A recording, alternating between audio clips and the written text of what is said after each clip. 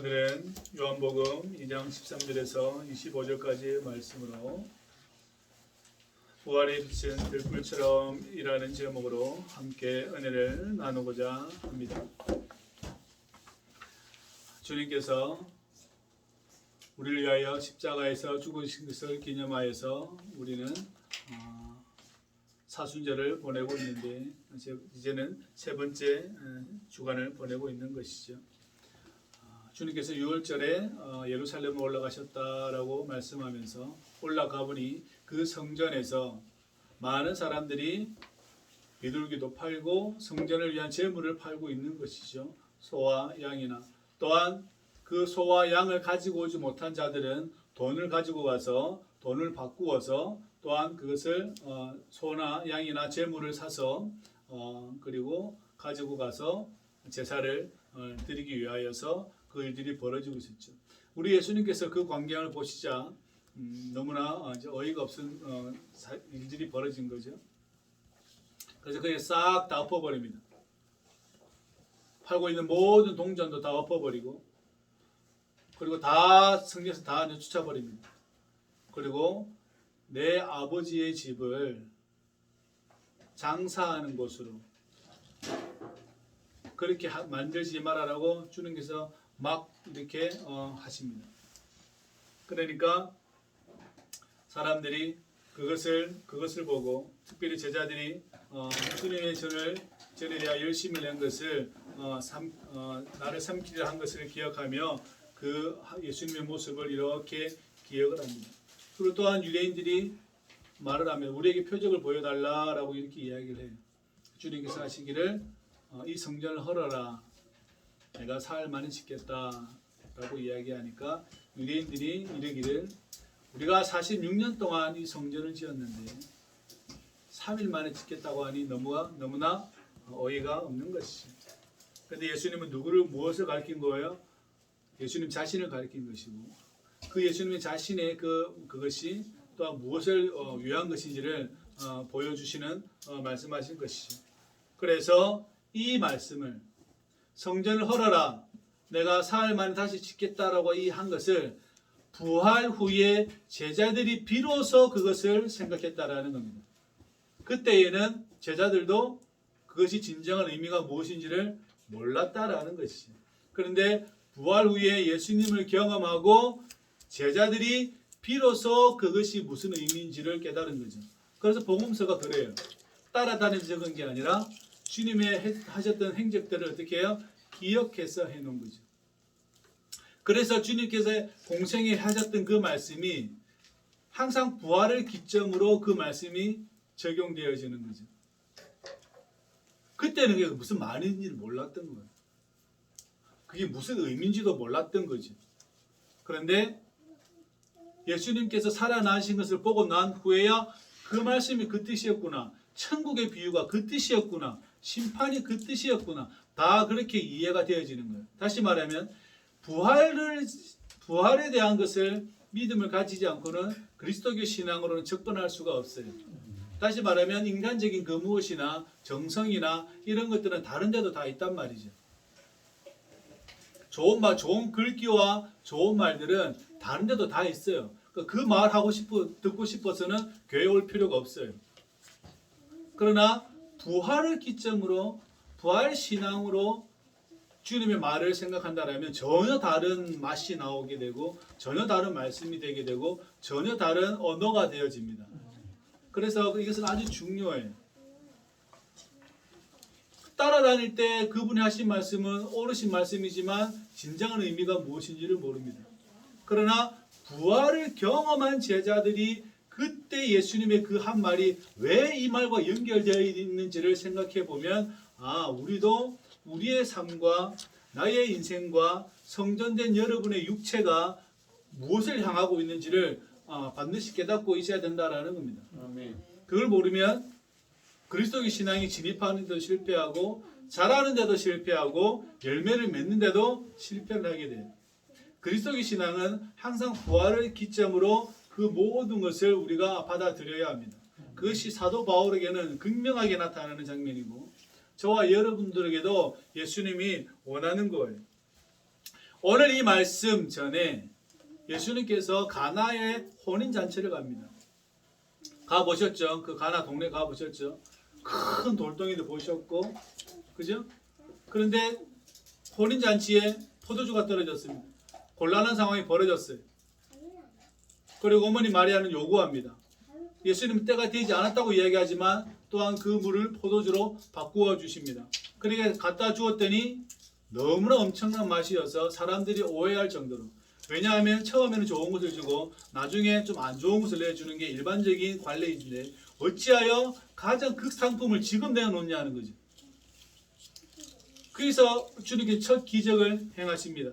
그 첫 기적을 행하시는데 그 말인즉슨 물이 예수님을 만난다면 포도주가 된다라는 겁니다. 다시 말하면 죄인인 인간이 예수를 만나면 어떻게 된다는 거죠? 부활의 삶이 되어진다라는 뜻이에요. 그 뜻이 다른 의미 없어요. 그렇다면 분명히 오늘 이 말씀은 그 말씀과 연결이 되어 있죠. 제사 자체가 중요한 게 아니라 폐기되어져도 상관이 없다는 뜻이에요. 누구를 만나야 온전한 제사가 된다는 겁니까? 누구를 만나야 온전한 제사가 된다는 거예요? 예수님 만나야 돼요. 누구로 인하여 하나님께 갈 수 있습니까? 그 말이 다른 의미 없어요. 그래서 비둘기를 팔든 뭘 팔든 완전 어떤 의미도 사실은 필요하지 않다라는 것입니다. 인간이 예수를 만나지 않고 하나님께 갈 수 있는 길이란 없어요. 존재하지가 않아요. 근데 사람들은 어떻게 해요? 모세의 율법이나 아니면 자기들이 가지고 있는 정성으로 하나님을 만나려고 한다라는 것이. 예수님 그걸 폐기시켜버려요. 유대인들은 성전 중심의 삶을 살아갔습니다. 근데 여러분, 그 시대의 유대인들이 성전 중심의 삶을 유대인들만 살았을까요? 이방 종교 사람들도 다 자기 성전에서, 하나님은 모르지만 자기 성전에서 어떻게 해요? 자기 신을 믿고 살아갔어요. 그죠? 어떠한 방식으로든지 삶을 살아갔단 말이죠. 단지 유대인들은 여호와 하나님의 선택된 백성으로 성전 중심의 삶을 살아갔고, 이방인들은 선택되지 못한 백성으로서 또한 자기네 성전에서 자신이 만든 우상을 믿고 살아가고 있었다라는 거죠. 그런데 예수님에게는 두 부류 다 공통점을 발견합니다. 뭐냐면 둘 다 하나님을 알지 못한다. 그게 공통점이에요. 선택된 백성이 성전에 살고 선택되지 않은 백성들이 자기 성전에 똑같이 사는데 예수님이 보기에는 둘 다 어떻게 해요? 똑같아요. 하나님을 안다고 하는 자들이 재물을 완전 바꾸어 가지고, 그죠? 돈을 가지고 바꾸어서 제사장들과 결탁해서 그 상인들과 결탁해서 성전에 있는 사람들과 결탁해서 하나님을 경배한다는 그 모습이나 우상과 같은 모습이죠. 자기가 알지 못하는 신을 우상을 만들어서 하나님께 나아간다고 생각해서 살아가는 모습이나 모습이 어떻게 해요? 똑같은 거죠. 둘 다 물이에요. 둘 다 물이라고. 포도주가 되기에는요 방법이 없어요. 그래서 주님께서는 노끈으로 만들어 어떻게 해요? 싹 다 내쫓아 버립니다. 그러면 여러분, 유대인들이 난리를 부릴 법도 합니다. 더 웃긴 장면이 뭔지 아십니까? 예수님께서 뭐라고 말씀하시냐면 내 아버지의 집을 이렇게 이야기해요. 자, 그때에 내 아버지의 집을 이야기할 때 유대인들이 발끈합니까 안 합니까? 발끈 안 합니다. 여러분. 왜냐하면 자기도 성전 안에서 우리 아버지가 하나님인 걸 알고 있거든요. 그들의 기도문도 그렇잖아요. 하늘에 계신 아버지라는 기도문이 있어요. 성전 안에서 예수님이 내 아버지라고 할 때 그 수많은 사람들은 침묵합니다. 왜요? 나도 자기 하나님의 아들이라고 생각하고 있거든요. 근데 예수님이 우스꽝스러운 것은 예수님이 밖에서 하나님의 아들이라 그러니까 유대인들이 뭐라 그러죠? 신성모독이다 그래요. 그게 우리의 인간의 모습인 거지. 성전 안에서 하나님의 아들이라 그러니까 유대인들이 말 한마디 안 해요. 근데 밖에서 예수님이 내가 하나님의 아들이다 그러니까 뭐라 그러죠? 달라드는 거예요. 내가 하나님 안에 있고 하나님 내 안에 계시다 그러니까 죽이려고 달라든다니까요. 성전에서는 그 말은 통하고 성전 밖에서는 그 말이 왜 안 통하는 겁니까? 우리의 삶도 마찬가지지 않겠어요? 교회 안의 삶과 교회 밖의 삶이 다르다라면 생각해볼 필요가 있습니다. 유대인들이 정상적인 사고를 했다면 성전 안에서 하나님도 내 아버지요, 성전 밖에서도 하나님 내 아버지가 되어야 합니다. 그것이 일치하지 않는다라는 겁니다. 우리 평생에 무엇으로 일치시키고 살아갈 것인가? 교회 안에서 여러분들이 여러분 스스로가 말하기를 하나님의 자녀다라고 말씀하신다면 교회 밖에서도 여러분은 하나님의 자녀인 거죠. 아멘. 그것이 우리에게 일치되어져야 되는 장면이에요. 그걸 벗어나면 안 된다라는 것이. 나는 하나님의 소유입니다 라고 성전에서는 고백하고 밖에 나가서는 나는 하나님의 소유가 아닙니다 라고 고백하기는 그렇잖아요. 밖에서도 여러분이 하나님의 소유라면 이 성전 안에서도 안과 밖은 동일합니다. 그죠? 왜냐하면 하나님이 여러분의 몸을, 저와 여러분의 몸을 뭐 삼으셨다 그러셨죠? 성전 삼으셔서 그래요. 성전 삼으셔서 그래요. 여기 있으나 저기 있으나 여러분 하나님은 어디에 있어요? 여러분 함께 계시잖아요. 그러니 이 사실들은 변하지 않는 것이지. 법과 제도로서 하나님께 나아가겠다고 하는 유대인들이나 그걸 알지 못하는 이방인들이나 또한 하나님의 자녀라고 생각하는 유대인들이 안에서 생각하는 거나 밖에서 생각하는 게 다르다라면 그것은 자신을 망치는 삶이 되어지는 것이죠. 저와 여러분들의 삶은 예수님으로 인하여서 성전 안이나 성전 바깥이나 가정이나 사역지나 교회나 여러분 일하는 일터나 모든 상황 가운데 그것은 한 가지입니다. 벗어나질 않아요. 왜냐하면 하나님이 여러분의 몸을 성전 삼으셨기 때문에 그렇습니다. 우리의 구원은 어디에 있습니까? 유일하신 예수 그리스도에게 있습니다. 이것은 변하지 않는 사실이죠. 여러분의 온 삶은 무엇에 초점이 맞춰져 있습니까? 부활하신 예수 그리스도에게 맞춰져 있다라는 것입니다. 그래서 주께서 말씀합니다. 장사하는 곳이나 도둑의 소굴로 만들지 말아라 라고 우리에게 말씀하고 계시고 있다는 거죠. 단지 그 성전에서의 모습뿐만 아니라 우리 온 삶이 안이나 밖이나 도둑의 소굴이나 장사하는 곳으로 결국은 섞이지 말아라 라는 거죠. 섞이지 말아라 라고 우리에게 말씀합니다. 베드로께서 말씀하시기를 여러분의 하나님의 성전이고 하나님의 영이 여러분과 있다는 것을 알지 못합니까? 라고 말합니다. 그건 엄청난 말인 것이죠. 이중적인 태도를 가지고 있다는 것은 늘 그 자신이 불행한 거예요. 그 자신이 불행한 겁니다. 이중적인 태도는 그 자신이 불행한 거지 더 이상의 그 이하도 없다라는 겁니다. 물론 바울께서도 그 말씀을 하고 계시죠. 저와 여러분들이 꼭 기억할 수 있기를 주의 이름으로 부탁을 드립니다. 그리고 또한 유대인들이 요구합니다. 표적을 보여달라. 사실 유대인들이 이 말을 하면 안 되는 말입니다. 이 말을 하면 안 되는 말입니다, 여러분. 왜냐하면 그들에게 조상적으로부터 표적이 이미 엄청난 일이 벌어졌기 때문에 이 말을 하면 안 되는 말입니다. 내가 다시 다른 말로 하면 하나님을 믿기 위해서 보여달라는 이야기거든요. 이것은 선민이 해야 될 말이 아니에요. 그러니까 여러분이 예수님 믿고 신앙생활하고 교회 다니면서 하나님 제가 하나님의 표적을 보여달라 그러면 그거는요 아주 불신앙적인 표현이에요. 세상에 제일 불신앙적 표현이 그 표현입니다. 하나님 제게 뭔가를 보여주시면 제가 뭘 하겠습니다 라고 이야기하는 거예요. 유대인들도 꼭 그 말을 해요. 예수님에게 표적을 보여달라 그래요. 그럼 뭐 하겠다는 겁니까?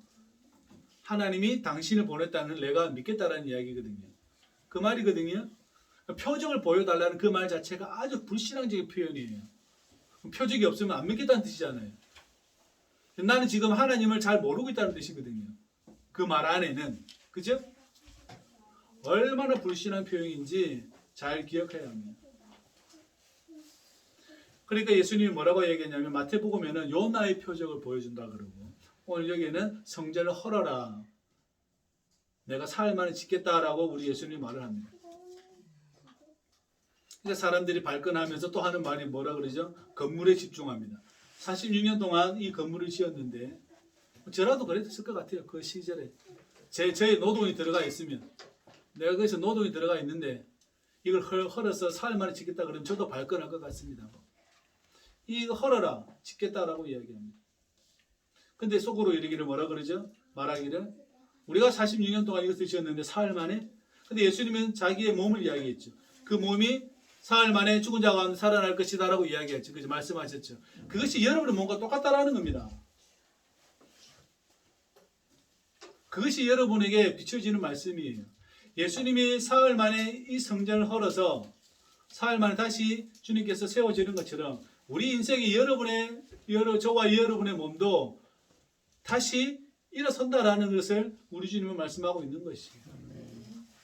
그 표적에 대해서 주님께서 말씀하시기를 이렇게 말씀한다는 거죠. 이 말씀이 나중에는 고발의 조건이 됩니다. 고발의 조건. 우리가 이 말을 들었다라고 이렇게 나중에 고발의 조건이 되는 것이죠. 유대인들은 표적을 구합니다. 그 표적이 얼마나 지혜롭지 아니하고 미련한 표현인지 우리는 잘 기억해야 합니다. 저와 여러분들이 이 단어를 꼭 기억하시기 바라고 꼭 여러분들이 이 단어를 쓰지 마십시오. 기도문에서 절대 쓰지 마십시오. 그래서 여러분들이 아직도 예수님을 믿지 않고 있다는 뜻이고 아직도 여러분은 하나님의 나라에 대해서 불신앙적인 것을 가지고 있다는 뜻입니다. 예수님이 요나의 표적을 이야기할 때 유대인들에게 요나는 어떤 사람들입니까? 니느웨에 회개를 선포하여서 그 니느웨가 더 점점 와서 북이스라엘을 멸망시키는 조건이 되어졌죠. 그죠? 차라리 여러분 성전이 헐어지는 게 더 낫습니다. 나라가 망해가지고 뿔뿔이 흩어지고 성전이 다 무너지고 제사장도 넘어지며 수많은 국물이 다 수탈당하는 엄청난 하나님의 심판날이 있는 게 낫습니까? 차라리 성전이 허물어지는 게 낫습니까? 비유적으로 표현해보면 그래요. 근데 주님은 이것을 헐어라 라고 이야기합니다. 결국은 헐죠. 유대인들과 유대인은 인간을 대표하기 때문에 유대인 자체로 생각하시면 안 됩니다. 인간은 결국은 예수님을 십자가에 못 박아 죽입니다. 그러나 예수님은 사흘 만에 다시 그 성전을 일으키십니다. 자신의 몸을 일으킵니다. 그래서 제자들은 비로소 부활하신 그 모습을 보고 주님의 이 말씀을 기억했다라는 겁니다. 얼마나 여러분 엄청난 계시며 얼마나 말씀입니까? 꼭 기억하시길 바랍니다.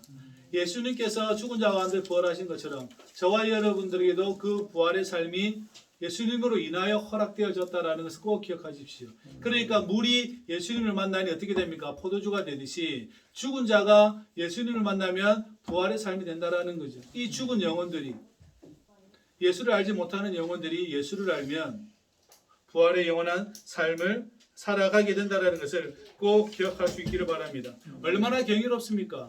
유대인들은 여러분 표적을 구하고 헬라인은 지혜를 구한다고 합니다. 그러나 예수님은 표적을 구하는 그들에게 부활을 보여줌으로써 그들의 표적을 폐기시켜버리고 헬라인은 지혜를 구하는데 인간의 지혜를 구하여서 영원한 생명을 찾고자 하는데 예수님께서는 부활하시어서 헬라인의 그 지혜를 폐기시켜버립니다. 다시 말하면 소각장으로 간다는 뜻이에요. 인간의 지혜와 그 모든 것들은 소각장으로 가는 것입니다. 다시 말하면 부활 앞에 힘을 발휘하지 못한다는 뜻이에요. 우리의 삶과 우리의 지혜와 우리의 모든 것이 부활 앞에 소각장으로 간다는 걸 꼭 기억하시기 바랍니다. 폐기된다는 거예요. 폐기시켜버려요. 하나님께서. 저와 여러분들에게 하나님께서 그 부활의 삶을 예수 안에서만 허락하신다는 것을 꼭 기억할 수 있기를 주의 이름으로 부탁을 드립니다. 꼭 기억하십시오. 그러니까 이 생각들이 예수님을 만난 이 경험들이 이 부활의 신앙이 이 제자들에게 심겨졌을 때에 이 제자들은 성령의 은혜를 받고 어떻게 해요? 온 세계로 퍼져나간 것을 보게 되어집니다. 왜냐하면 하나님의 지혜가 그 십자가의 그 어리석은 지혜가 온 세상의 지혜와 표적을 폐기시켜버리고 진정한 인간의 모습을, 사람의 모습을 보여주셨다라는 것을 사도들이 알고 그들의 제자들과 그들의 제자들이 온 세상으로 나아가게 되어졌다라는 것입니다. 우리의 지식도 패하고 기대도 패하고 오직 하나님에 의한 영원한 삶을 기대할 수 있기를 주의 이름으로 부탁을 드립니다. 이것이 우리를 살리는 것이고요. 우리의 목적이고 우리의 방향이고 우리의 싸움입니다. 허공에 헛손질하지 마시고 다름질하는데 엉뚱한 길로 가지 마시고 어떤 사람이 이렇게 사이클을 경주하다가 1등으로 가다가 길이 갈래가 생기니까 1등으로 가는 사람이 엉뚱한 길로 가버렸습니다. 그래서 다른 자들은 다 좌회전 하는데 자기 혼자 쭉 직진해버리더라고요. 가봐야 그 사람은 그죠? 내가 달리는 길과 나의 이 손질이 허공이다 하는 것이 아니라 정확하게 방향과 타겟을 보고 우리가 해야 되는 것이죠. 하나님께서 자신의 그의 아들이신 예수 그리스도를 살리듯이 저와 여러분들을 살리신다라는 것을 반드시 기억할 수 있기를 주의 이름으로 부탁을 드립니다. 그래야 해서 이 믿음의 삶의 방식이 저와 여러분을 통하여서 번져나갈 수 있도록 우리가 농촌에 사니까요. 논두렁에 불 붙이면 싹 번져나가잖아요. 그죠? 이 봄에 잘못된 불씨 하나가 온 산을 태우듯이 저와 여러분들이 이 부활에 대한 기대와 소망과 산소망과 그 다음에 이 신앙이 다른 이들에게 이렇게 번져갈 수 있도록 그러한 우리 인생이 되기를 주의 이름으로 부탁을 드립니다. 그래서 하나님께서 우리의 모든 것을 폐기시켜 버리시고 우리를 살릴 것이라는 것. 부활의 삶이 퍼져가는 것이 바로 교회이고 가정입니다. 또한 우리 자신이고 우리 안에인 것이죠. 우리 안에 있는 것이죠. 이것은 예수를 만나야지만 벌어지는 일이고요. 여러분이 생각하는 지식과 저와 여러분이 생각하는 지혜 안에서 벌어질 것이라고 생각하시면 큰 오산입니다. 주워들은 이야기들로 우리 자신을 채우지 마십시오. 어느 목사님이 그렇게 하더라. 주워들은 이야기 절대 쓰지 마십시오. 여러분 것 아닙니다.